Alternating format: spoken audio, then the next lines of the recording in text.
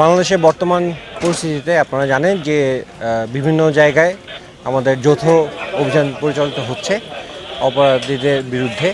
তারই ধারাবাহিকতায় আমাদের এখানে নরসিংদী উপজেলায় রায়পুরাতে একটি চরে গতকালকে থেকে আজকে পর্যন্ত একটি যৌথ অভিযান পরিচালনা হয়। এই যৌথ অভিযানে আমরা সর্বমোট এখন পর্যন্ত 20 জনকে গ্রেফতার করেছি, যাদের বিরুদ্ধে বিভিন্ন থানায় অনেক মামলা আছে এবং তাদের ওখান থেকে আমরা বিপুল পরিমাণ দেশীয় অস্ত্র উদ্ধার করেছি।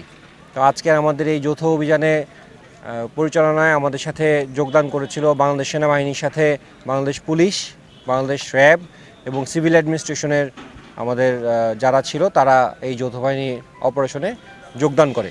আমাদের এই যৌথ বাহিনীর অভিযানটা যতদিন পর্যন্ত দেশের অপরাধমূলক কর্মকাণ্ড এবং অপরাধীর উপস্থিতি থাকবে ততদিন পর্যন্ত এটার ধারাবাহিকতা অব্যাহত থাকবে এবং এটা ইনশাল্লাহ আগামীতে এই ধারাবাহিকতা বজায় রেখে প্রয়োজন অনুযায়ী আমরা এরকম যৌথ অপারেশন আরও পরিচালনা করব।